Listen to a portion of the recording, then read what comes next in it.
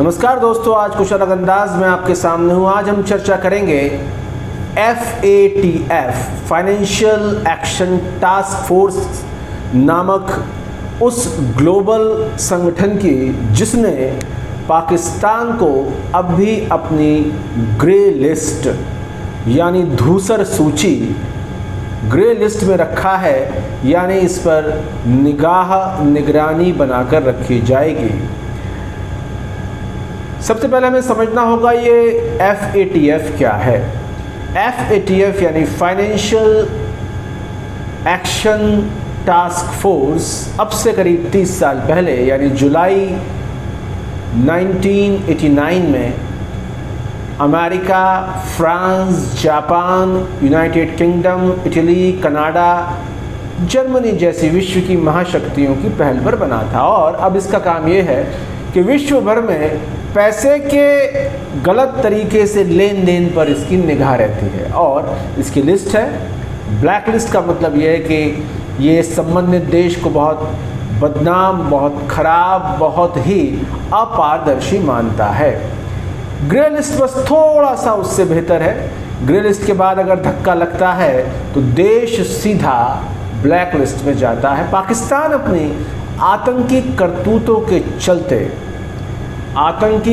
के चलते इस सूची में लंबे अरसे से बना हुआ है। और गौर करने की बात यह है कि इस बार जो ग्रे सूची में पाकिस्तान बना हुआ है, ये इस तथ्य के बावजूद कि इस बार उसके परम मित्र देश चीन की एक महत्वपूर्ण भूमिका थी, यानी कि चीन भी एक बिंदु के बाद अपने इस दोस्त को नहीं बचा सकता जो विश्व के आतंकवादी उद्योग के बहुत महत्वपूर्ण कारोबारी के तौर पर स्थापित हो चुका है। ये अनायास नहीं है कि पाकिस्तानी संसद में भाषण देते हुए पाकिस्तानी प्रधानमंत्री इमरान खान एक कुख्यात आतंकी लादेन को शहीद का दर्जा देते हैं।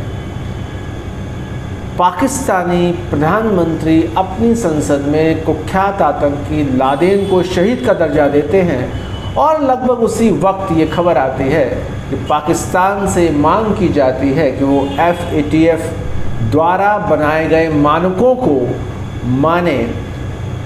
मूलतः मुद्दा यह है कि पाकिस्तान क्या आतंक के मसले पर कभी गंभीर और ठोस कार्रवाई कर पाएगा। इस बात का बहुत साफ जवाब है कि नहीं। पाकिस्तानी किसी जिम्मेदार राजनीतिक सरकार द्वारा नहीं चलाया जाता। पाकिस्तान एक ऐसे संगठन द्वारा चलाया जाता है जो अर्ध आतंकवादी, अर्ध सैन्य बल के तौर पे हम चिन्हित कर सकते हैं, जिसे हम पाकिस्तानी सेना के नाम से जानते हैं। पाकिस्तानी सेना एक बहुत अलग तरह का संगठन है। इसका एक हिस्सा सरकार में है, एक हिस्सा आतंक में है। और पाकिस्तान की जनता को पाकिस्तान के नेताओं के साथ साठगांठ करके पाकिस्तानी सेना लंबे अरसे से पाकिस्तानी जनता को बेवकूफ़ बनाती आ रही है। देखने में अपने आप में बहुत रोचक लगता है। पाकिस्तानी सेना आतंकवादियों को मदद करने के साथ साथ पाकिस्तानी सेना कारोबार करती है। फौजी फाउंडेशन के जरिए पाकिस्तानी सेना सीमेंट बनाती है, पाकिस्तानी सेना फॉस्फोरस बनाती है, पाकिस्तानी सेना खाद बनाती है, पाकिस्तानी सेना लगभग हर वो काम करती है जिससे कमाई की गुंजाइशें होती हैं। और इसका फ़ायदा निश्चय ही पाकिस्तान के हुक्मरान और पाकिस्तान के हुक्मरानों में शामिल सेना के अधिकारी लेते हैं। कुल मिला के ये फैसला ऐसे वक्त में आना जब इमरान खान एक कुख्यात आतंकी को शहीद बता रहे हैं, इस बात को रेखांकित करता है कि पाकिस्तान की हरकतों पर दुनिया की निगाह है।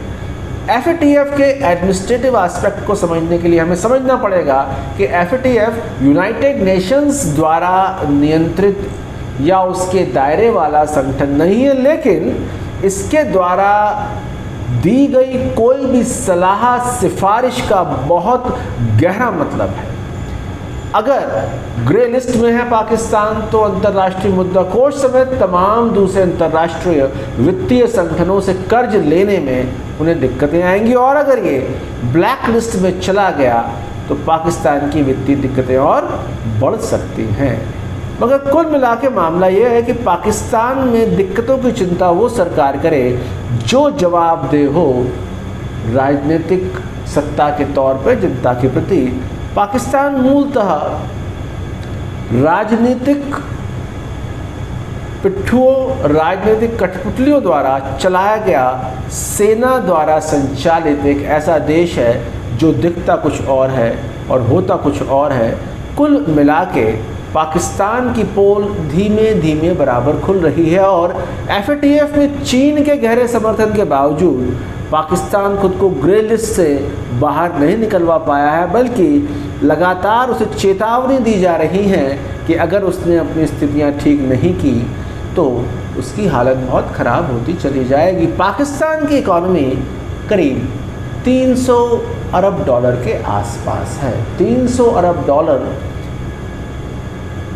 मोटे तौर पे आप ये समझ सकते हैं कि भारत की कई कंपनियों का स्टॉक मार्केट में जो वैल्यूएशन है वो इसके आसपास है। भारत की इकॉनमी का साइज़ पाकिस्तान की इकॉनमी के साइज़ से 6 गुने से भी थोड़ा सा ज़्यादा बनता है।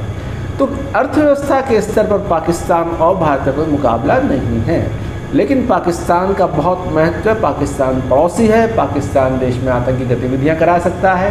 तो अगर भारत सरकार किसी तरह से ग्रे लिस्ट में हटाकर पाकिस्तान को ब्लैक लिस्ट में डलवाने में कामयाब हो जाती है तो पाकिस्तान की अर्थव्यवस्था पे कुछ चुनौतियां, समस्याएं आएंगी। तब संभव है पाकिस्तान की जनता त्राही त्राही करते हुए सड़कों पर उतरे और तब शायद पाकिस्तान में हुक्मरानों को कुछ चीज़ें समझ में आए। पाकिस्तान का आर्थिक सहारा इस वक्त पूरी दुनिया में सिर्फ चीन है और चीन जो तमाम तरह के कर्जे, तमाम तरह की परियोजनाएं पाकिस्तान को देते हुए धीमे धीमे पाकिस्तान पर कब्जा करने की कोशिश में है। ये बात पाकिस्तान की जनता को समझ में नहीं आ रही हो, लेकिन पाकिस्तान की सेना को समझ में आ रही